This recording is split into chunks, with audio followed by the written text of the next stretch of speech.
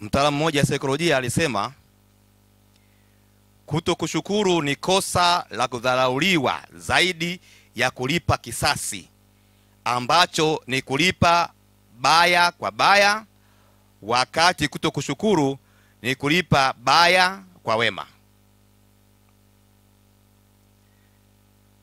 Narudia.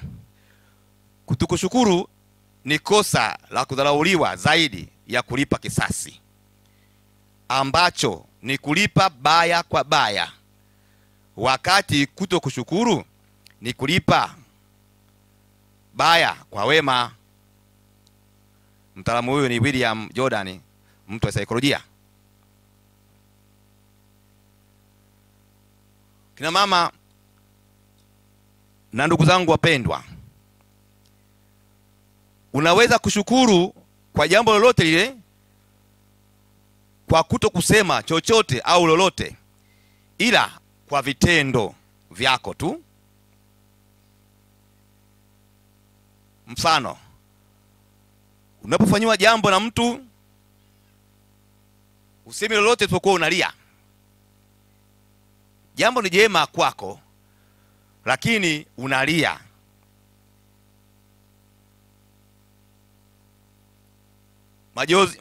Machozi ya furaha. Ni mshangao kwako, kwa nini umefanywa hilo? Wewe ni nani? Mbona haustahili?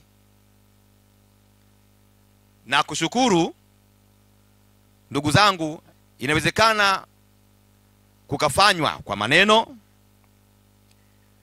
kukafanywa kwa matendo, lakini pia kwa hisia. Ndio maana mtaalamu mwingine tena akasema, mtu anaweza asikumbuke ulichokisema wala ulichokifanya, lakini katu hawezi kusahau namna ilivyomfanya ajisikie kutokana na ulichokisema au ulichokifanya.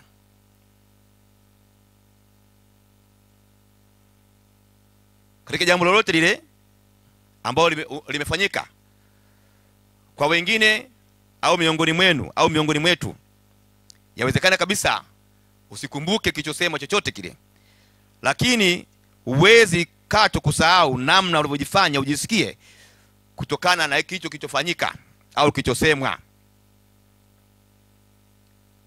Mimi nakumbuka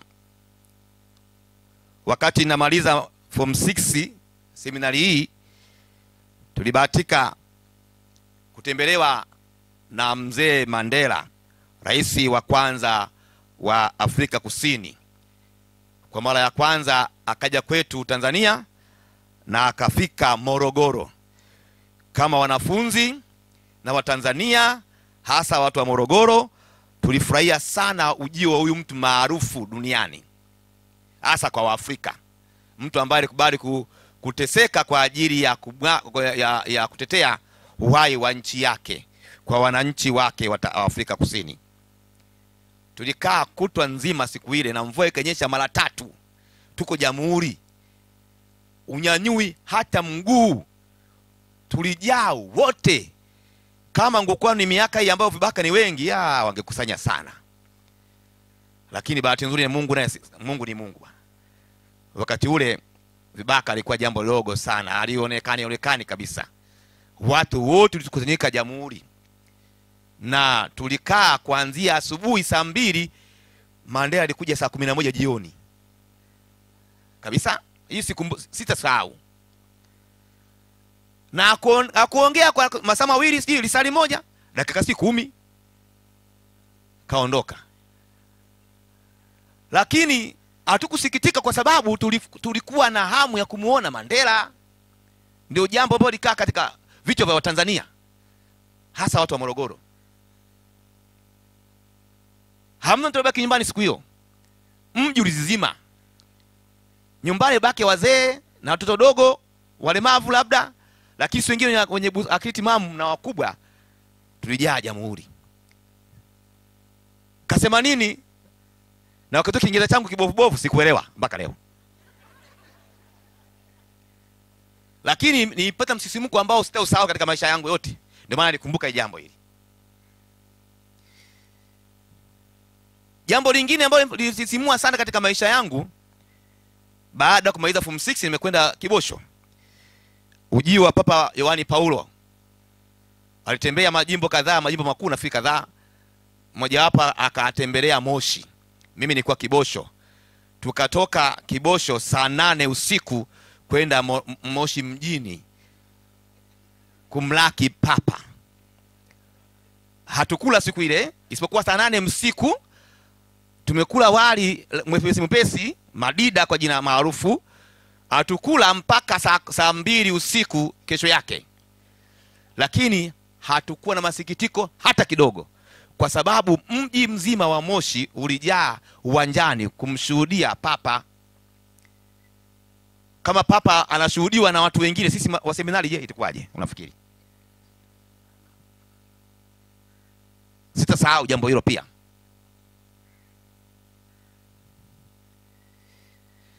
Wazazi wangu, ndugu zangu, dada zangu na ndugu wote mliopo hapa, kushukuru ni kuomba tena. Kushukuru ni kuthamini mchango wa mwingine kwako. Na kushukuru kuna namna nyingi kama nilivyosema. Kwa ajili ya maneno, tumezoea kusikia asante. Tumezoea kuona watu wanatendeana mema kutokana na matendo yao, lakini pia hisia kutokana na matendo ambayo umetendewa. Na mifano mingi, lakini naomba ninukuu michache kutokana na maandiko matakatifu. Mwinjili Marko sura ya 1 mstari wa 21 hadi 22 kuna maneno haya: wakashangaa mno kwa mafundisho yake, kwa maana alikuwa akiwafundisha kama mtu mwenye amri, wala si kama waandishi. Na kabla ya hayo maneno haya kulikuwa na ushangao huu. Baada ya Yesu kufundisha, Wayahudi wanasema, ni nini hii? Ni elimu mpya. Maana kwa uweza hawaamuru hata pepo wachafu, nao wanamtii. Hawa wameguswa na wamejieleza. Hamna mtu auliza, nyinyi mshangaa nini? Kwa nini? Yaani tuguswa tu tayari wewe una maneno mengi ya kutamka kutokana na ile ambayo umefanyiwa. Unapata hisia za ile ambalo umefanyiwa au liliona kwa Yesu mafundisho yake.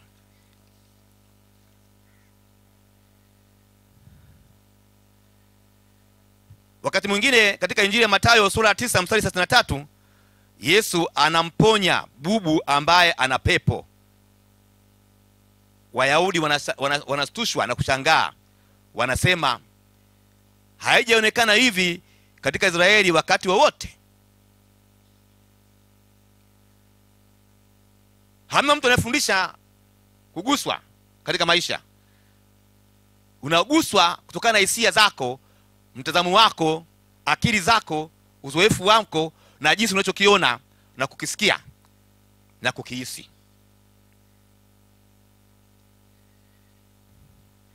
Yule akida ambaye ni askari mlinzi wa Kiyahudi, wakati Yesu anateswa, saa 9 alasiri jua likazimika, kukana giza kubwa, lakini pia pazia la ukalo likakatika vipande viwili. Akida ambaye si muamini sana, si mtu wa kuamini, ni mfanyakazi wa serikali ya kikoloni, anasema hakika mtu huyu alikuwa mwana wa Mungu. Pamoja na kwamba si mtu wa imani, hakufundishwa, lakini hisia zake kutokana na matendo yaliokuwa mbele yake anakiri kabisa hakika mtu huyu alikuwa mwana wa Mungu. Marko 15 mstari wa 39.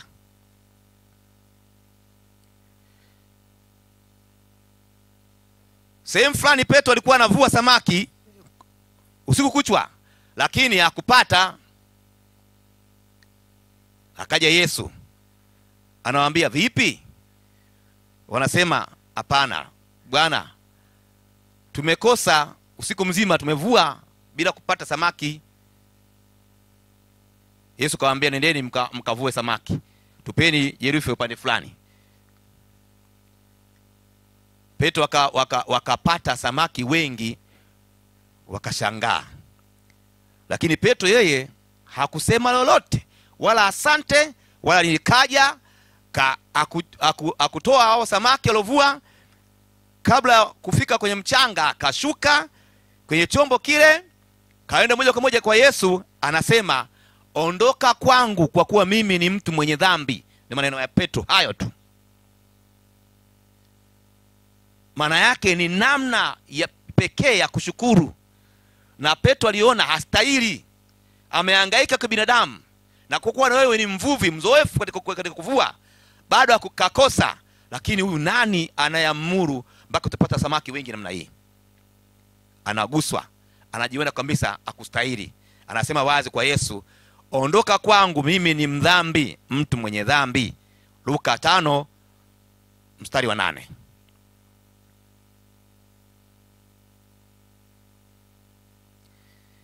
Watu fulani walikuwa na mgonjwa, Wayahudi hawa wakaamua kumpeleka kwa Yesu ili waponywe. Wakakuta umati wa watu nje ya nyumba, wakashindwa kuingia ili wampeleke mgonjwa wao kwa Yesu. Wakaamua kufumua dari, kufumua paa, wakashika kamba, wakamfunga kwenye godoro, wakapasua hilo paa, wakamshusha mgonjwa ndani. Yesu anashuhudia katikati, wanashusha mgonjwa, wala hakusema neno lolote lile, ila tu kuona imani ile, kasema, jamani, mgonjwa wenu kapona, nendeni. Kristo ameona imani ya wagonjwa kwa mgonjwa huyu juu wale ambao walimbeba. Sasa alitaka mwenyewe kuponywa au walimbeba, hatuna uhakika na hilo, lakini imani imeponya. Luka 5:26.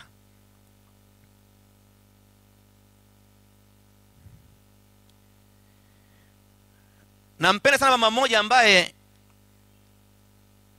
anahusu sana nyinyi kina mama mlivyo.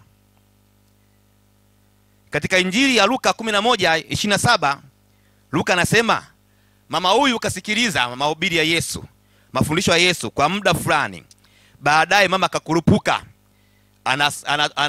anapaza sauti, anasema, heri tumbo lilokuzaa na matiti ulionyonya.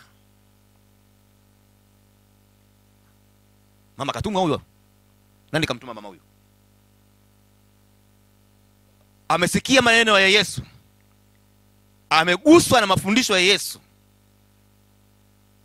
anafikiria wema huu, busara hizi, akili hii ya Yesu si ya kwake, lazima kaitoa kwa mama yake. Ndio maana kaanza sifa kwa mama mzazi, kwamba heri tumbo lilokuzaa na maziwa alionyonya. Na Yesu naye kamjibu, kamwambia, mama, heri wasikiao neno la Mungu na kulishika. Namna ya kipekee ya kushukuru pia. Mama anamsifia mzazi wa Yesu, yani Bikira Maria. Kumsifia hapa maana yake anashukuru kwa mawazo, akili, busara za Yesu, ambazo si za kawaida. Lazima alikuwa amefunzwa na mama yake, na ametoa hayo kutoka kwa mama yake.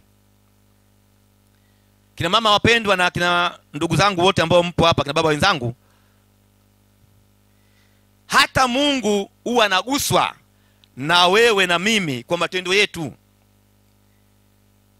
na Mungu huwa anajibu, analipa sawa sawa na wema na matendo yetu mazuri.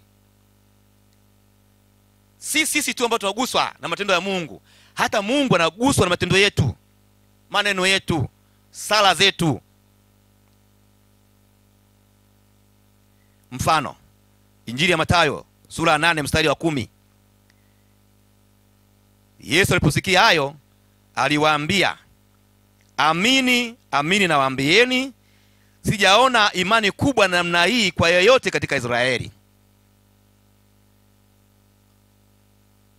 Hapa sifiwi Yesu, anasifiwa akida wa Kapernaum, ambaye mtumishi wake alikuwa anaumwa na akaja kuomba msaada kwa Yesu, lakini akamwambia Yesu wazi kwamba mimi ni mtumishi, nimewekwa, niko juu ya watu, nina amri juu yao, lakini wewe kwa ukubwa wako ustahili kuje kwangu kaponye mwanao huyu mtumishi. Wewe ongea neno moja tu, hapo hapa ulipo mtumishi wangu atapona na kuamini. Ndio maana Yesu kashangaa, anasema wazi hajaona imani kubwa namna hii kwa yeyote katika Israeli. Na huyu mwenyewe huyu ni akida, ni mfanyakazi wa serikali. Na ndio maana sala hii pia kwa imani ya akida huyu tunaisema kila wakati wa ibada zetu za misa. Tunasema maneno ambayo tunasema, Bwana usistahili uingie kwangu, lakini sema neno tu na roho yangu itapona. Maneno haya ni akida huyu kwa imani kwa Yesu, na Yesu anamsifia.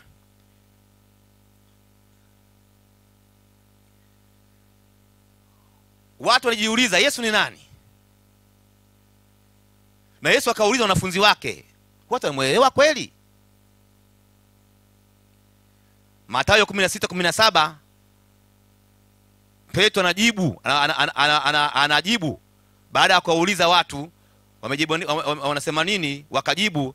Lakini Yesu anataka kujua pia wanafunzi wa Yesu wanamuelewa Yesu ni nani. Petro ni kimbelembele mara nyingi, akajibu yeye kwa kimbelembele chake. Bahati nzuri kapatia. Anasema, wewe ndiwe Kristo mwana wa Mungu aliye hai.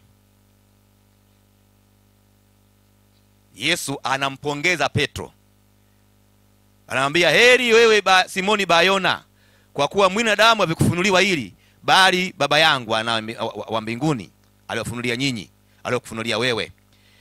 Anampa madaraka Petro kwamba wewe ndiwe Petro, najua mwamba huu nitajenga kanisa langu, wala milango ya kuzimu haitalishinda.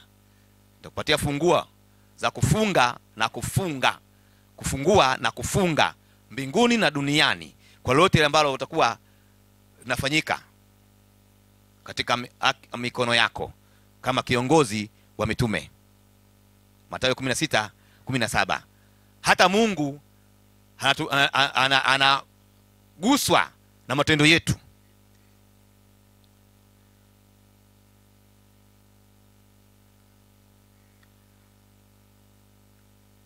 Na yule mwanamke Mkananayo ambaye juzi imeongelea, ambaye binti yake alikuwa anapagawa na pepo mara kwa mara, kaja kwa Yesu aponywe. Yesu akama anagoma hivi, lakini yule mama ambaye anamwombea mwanae msaada akaambiwa na Yesu, si vyema kukitwaa chakula cha watoto kuwatupia mbwa. Mama huyu Mkananayo akasema, Bwana, hata mbwa hula chakula kinachoanguka kutoka meza za bwana zao. Nipi na mimi chakula cha makombo nile mwanangu apone? Yesu hakuendelea kujibu lolote, isipokuwa akasema, mama, imani yako ni kubwa, na iwe kwako kama utakavyo.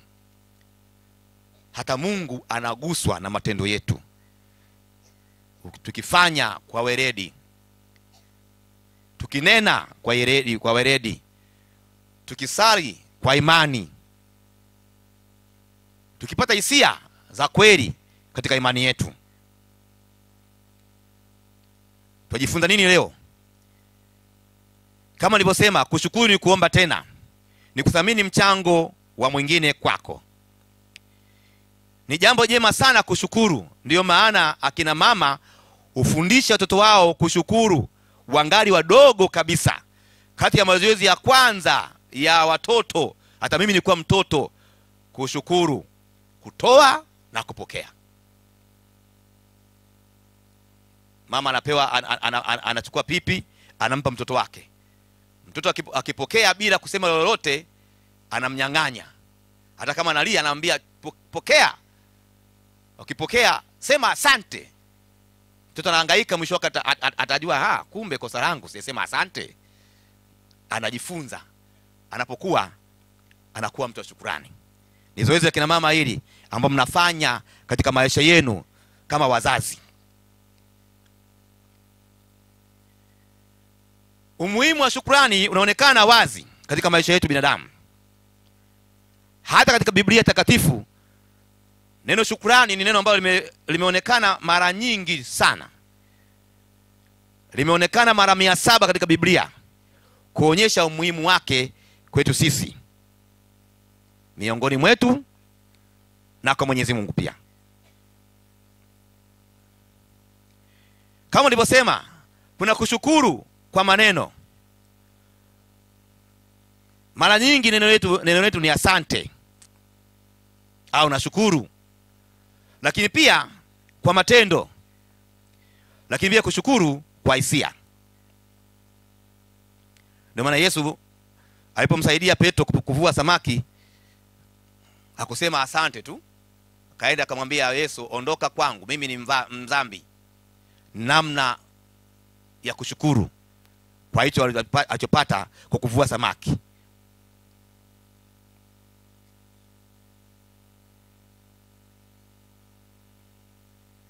Wakati mwingine ukifanywa jambo jema, unakosa la kusema, unakosa jinsi ya kutamka neno lolote la asante, mwingine analia.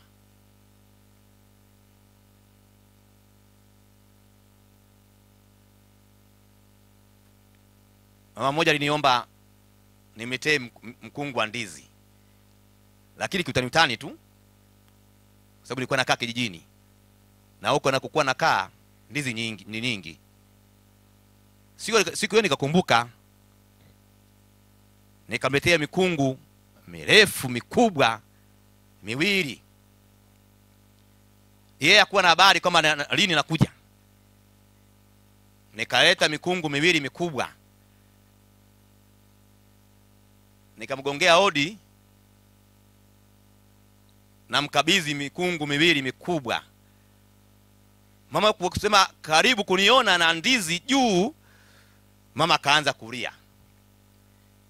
Mimi sikuelewa mwanzo. Nikabaki na mshangaa kwamba kosa langu ni nini mpaka mama analia. Yeye ambaye nilikuwa naye dereva anambia father twende zetu. Tumesha kabidhi mikungu tuondoke zetu. Mimi nashangaa sasa kwa nini tuondoke mtu analia? Twende. Ndio kushukuru hivyo wewe. Twende. Mimi nikaondoka naye mwenzangu. Lakini kana fikiria hivi kweli jamaa anashukuru au kuna kitu ambacho nimemfanyia kibaya, labda ndizi yenyewe mbaya au kitu kama hicho. Baada ya siku 3-4 kanitafuta. Ndio anaongea sasa. Father, Mungu akubariki. Umenifadhili sana. Mikungu miwili ile kwako michache, lakini kwangu mimi ni mingi. Tena mikubwa. Familia yangu imetosheka kula ndizi zile. Mungu abariki sana. Akanikamatia na kuku akaniletea. Alishindwa kuongea siku ya kwanza. Alilia, lakini namna ya kushukuru.